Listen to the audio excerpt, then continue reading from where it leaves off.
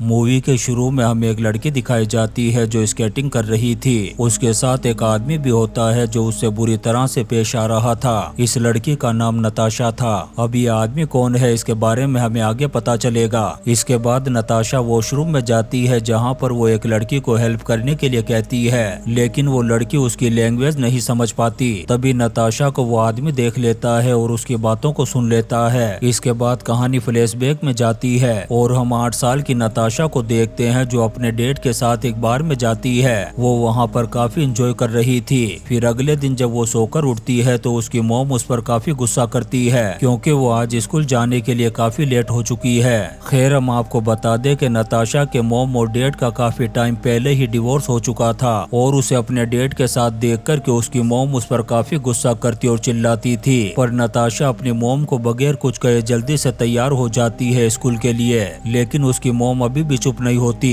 तभी नताशा अपनी मॉम के गुस्से का जवाब दे देती है। तब उसकी मॉम एक थप्पड़ लगा देती है उसे। इससे नताशा गुस्से में आकर के अकेली ही स्कूल के लिए निकल जाती है। रास्ते में हम नताशा को काफी उदास और टेंशन में देखते हैं क्योंकि ना तो उसे अपनी मॉम का प्यार मिल पा रहा था और ना ही अपने डैड का। उसे दोनों लोगों के साथ कुछ दिन रहना पड़ता था जिससे वो काफी परेशान रहने लगी थी। यही सब कुछ सोचते हुए वो स्कूल की तरफ जा रही थी। तभी अचानक से एक व्हाइट कलर की वैन आती है जिसमें से एक आदमी बाहर निकलता है और वो नताशा को जबरदस्ती वैन में बैठाकर बेहोश कर देता है। इसके बाद जब नताशा की आंख खुलती है तो वो अपने आप को एक काफी छोटे कमरे में पाती है जहां पर ना तो कोई विंडो थी और ना ही कोई वेंटिलेशन सिस्टम। थोड़ी देर बाद वो आदमी वापस आता है जो नताशा को एक गद्दा देता है और थोड़ा खाने का सामान भी उसके पास रख देता है ताकि वो वहां पर सो सके। नताशा काफी डरी और घबराई हुई थी। वो उस आदमी से बार बार बोलती है कि प्लीज अंकल मुझे मेरी मॉम के पास जाने दो। उस आदमी का नाम वोल्फ था। वो नताशा को उसी रूम में बंद करके वापस बाहर आ जाता है। नताशा उसका दिया हुआ खाना खा लेती है। जब वोल्फ वहाँ से जाने लगता है तब नताशा उसे कहती है कि उसकी मॉम हमेशा उसे गुड नाइट किस दिया करती थी और उसके बिना उसे नींद नहीं आती। तो वोल्फ भी उसे गुड नाइट किस देता है। इसके बाद नताशा सो जाती है और अब ऐसे ही वोल्फ रोजाना उसके लिए खाना लेकर के आता था और वो खा कर के सो जाती थी। ऐसे ही करते करते अब पूरे 4 महीने निकल जाते हैं और नताशा भी धीरे धीरे वोल्फ से बातें करना शुरू कर देती है। फिर एक दिन नताशा उसे एक लेटर देती है अपनी मॉम को देने के लिए। तब वोल्फ कहता है कि इसका क्या फायदा, तुम्हारी मॉम को तो तुम्हारी कोई भी फिक्र नहीं है क्योंकि मैंने उनसे तुम्हारे बदले में पैसे मांगे थे लेकिन उन्होंने साफ साफ मना कर दिया। वो लोग तुमसे जरा भी प्यार नहीं करते, लेकिन असल में ये सच्चाई नहीं थी। जो भी बातें वोल्फ ने नताशा से बोली थी वो सारी की सारी झूठी थी। उसने ऐसा इसलिए कहा था ताकि नताशा का प्यार और अट्रैक्शन जो अपनी मॉम और डैड के लिए है और हमेशा वो वोल्फ के साथ रहने लगे। वहीं दूसरी तरफ हम नताशा की मॉम को देखते हैं जो अपनी बेटी को लेकर के बहुत ज्यादा परेशान थी। वो उसे काफी मिस भी कर रही होती है। उसने शहर के हर एक पुलिस स्टेशन में अपनी बेटी की मिसिंग रिपोर्ट भी लिखवाई थी और जगह जगह पर पोस्टर भी छपवाए थे। पुलिस हर जगह नताशा को ढूंढ रही थी लेकिन फिर भी उन्हें उसके बारे में कहीं पता नहीं चल रहा था। वहीं नताशा भी उस कमरे में अपने आप को खुश रखने की कोशिशें कर रही थी। वो भी अपने माँ बाप को बहुत ज्यादा मिस कर रही थी। दोस्तों, चाहे माँ बाप कितने ही बुरे क्यों ना हो, एक बच्चा उन्हें कभी भी नहीं भूल सकता। वहीं हम वोल्फ को देखते हैं जो अपनी माँ के साथ बैठकर के टीवी देख रहा था जिसमें नताशा के मिसिंग होने की न्यूज आ रही थी। वो अपनी माँ से कहता है कि आजकल के लोग कितने बुरे हो गए हैं, वो एक बच्ची के साथ ऐसा कैसे कर सकते हैं। यानी कि वोल्फ अपनी माँ के सामने इतना भोला और शरीफ बन रहा था जैसे कि उस जैसा शरीफ इस दुनिया में कोई भी नहीं हो। उसकी माँ को अंदाजा भी नहीं था कि यही है वो जालिम इंसान। वहीं हमें पुलिस वालों को दिखाया जाता है जो कि काफी एक्टिव हो गई थी। दरअसल उन्हें क्लू मिल गया था जो एक लड़की ने उन्हें दिया था। उसने नताशा को किडनैप होते हुए देखा था और उस व्हाइट वैन को भी, लेकिन उसे उसका नंबर याद नहीं था। अब पुलिस वोल्फ को ढूंढते ढूंढते उसके घर पहुंच जाती है लेकिन वो आदमी तो बहुत ज्यादा शातिर और चालाक था। वो पुलिस वालों के सवालों के उल्टे सीधे जवाब देकर के बच जाता है और पुलिस वाले भी चुपचाप वहाँ से चले जाते हैं। वहीं नताशा उस कमरे में अपने आप को कमजोर महसूस करने लगती है और उस दिन को याद करती है जब वो अपनी मॉम के साथ बहुत खुश रहा करती थी। वो इस छोटे से कमरे में अपने आप से ही बातें करने लगी थी। एक दिन जब वोल्फ खाना लेकर के आता है तो उसके आने से पहले ही नताशा अपने हाथ पर चोट लगा लेती है ताकि वोल्फ उसे हॉस्पिटल लेकर के जाए और नताशा को वहाँ से भागने का मौका मिल जाए। लेकिन वोल्फ इतनी आसानी से बेवकूफ बनने वालों में से नहीं था। वो नताशा को डराने की कोशिश करता है कि अगर तुम बाहर गई तो ऊपर एक डॉग बंधा हुआ है जो तुम्हें खा जाएगा, जिससे नताशा बुरी तरह से डर जाती है और चुपचाप वहीं पर बैठ जाती है।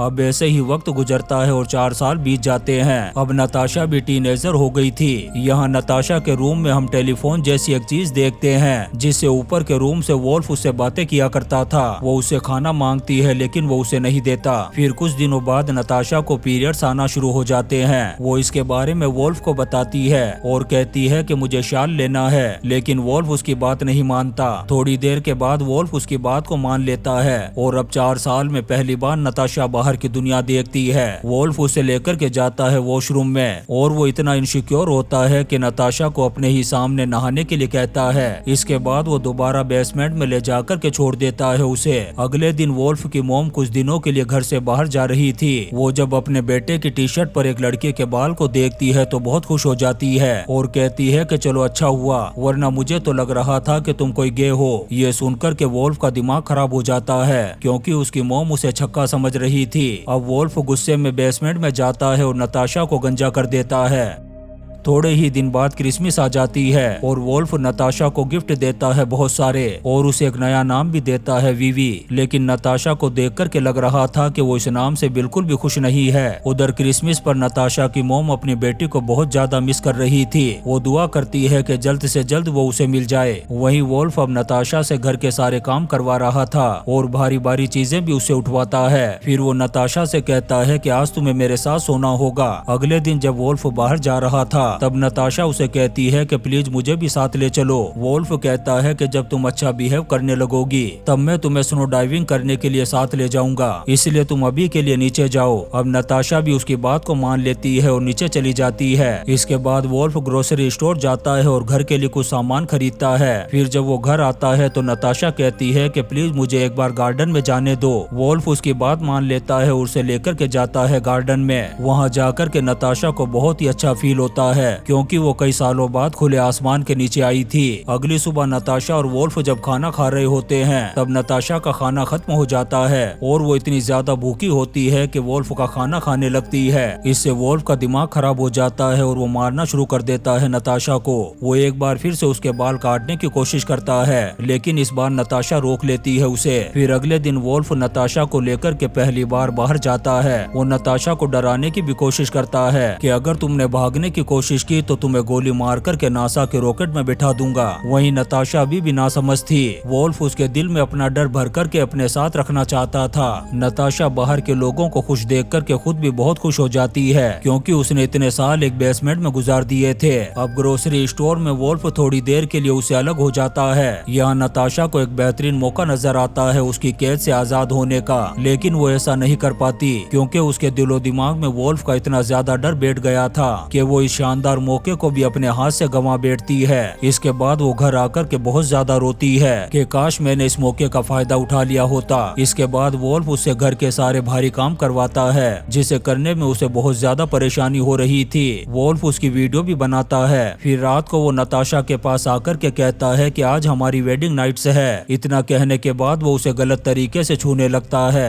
उसकी बातों को सुनकर के नताशा उससे पूछती है कि आखिर तुमने मुझे ही क्यों चुना। ये सुनकर के वोल्फ थोड़ी देर के लिए शांत हो जाता है। तब वो बताता है कि मैंने पहली बार तुम्हें तुम्हारी मॉम के साथ देखा था तब मुझे तुम्हारी स्माइल बहुत ज्यादा अच्छी लगी थी। उस दिन मैंने फैसला कर लिया था कि मैं तुम्हारे करीब आकर के रहूंगा। तब से मैं तुम्हारा पीछा करने लगा। मैंने तुम्हारे बारे में सारी इन्फॉर्मेशन इकट्ठा की जिसमें मुझे 6 महीने का वक्त लग गया। फिर मैंने बेसमेंट वाले रूम को बनाया जिसमें मुझे 1 साल का वक्त लग गया। इससे हमें पता चलता है कि वोल्फ ने कितने पहले से प्लानिंग कर रखी थी नताशा को किडनैप करने की। इतना कहने के बाद वो जबरदस्ती करता है नताशा के साथ। नताशा भी इन सारी चीजों से फ्रस्ट्रेट हो चुकी थी। अब उसे कोई भी रास्ता नजर नहीं आ रहा था यहाँ से निकलने का। तब वो अपनी जान लेने की कोशिश करती है और पूरे रूम में स्मोक फैला देती है, लेकिन उसे कुछ भी नहीं होता है। थोड़ी देर बाद जब वोल्फ आता है तो उसे इस चीज के बारे में पता चल जाता है और वो गुस्से में आकर के धुलाई कर देता है नताशा की। वो उसे कहता है कि तुम ऐसे अपने आप को खत्म नहीं कर सकती। अगर तुमने ऐसा दोबारा करने की कोशिश की तो मैं तुम्हें जान से मार दूंगा।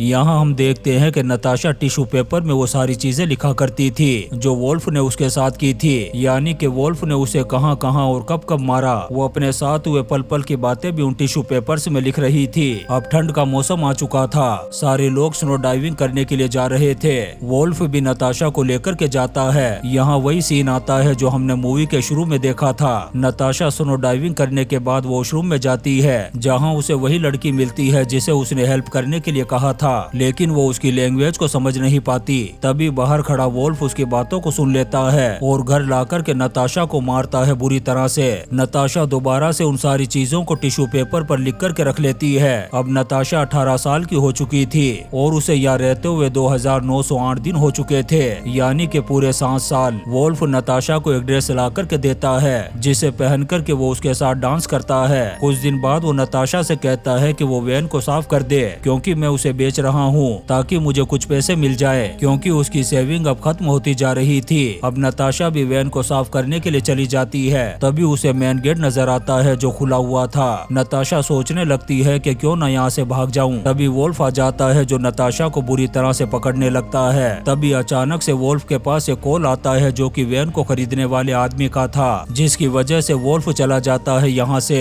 लेकिन अब नताशा को भागने से किसी का बाप भी नहीं रोक सकता था, इसलिए वो गेट से बाहर निकलती है और भाग जाती है। वो बगैर पीछे देखे भागती ही रहती है। अब वोल्फ जब वापस अपनी वैन के पास आता है और नताशा को नहीं पाता है तो उसका मुंह हो जाता है चूसे हुए आम की तरह। वहीं नताशा भागते हुए एक औरत के गार्डन में पहुंचती है और उससे हेल्प मांगती है। वो औरत फौरन पुलिस को बुलाती है। जब पुलिस आती है तो वो नताशा से उसका नाम पूछती है। वो बताती है कि मेरा नाम नताशा है और मैं 8 साल पहले किडनैप हुई थी। उसकी बात सुनकर के पुलिस ऑफिसर शौक में आ जाता है। वो फौरन उसकी मॉम को कॉल लगाता है, जिसे सुनकर के उसकी मॉम भी पुलिस स्टेशन पहुंच जाती है। पूरे 8 साल बाद जब वो अपनी बेटी को देखती है तो उसे गले लगा लेती है। वहीं दूसरी तरफ वोल्फ को पुलिस का डर सताने लगा था।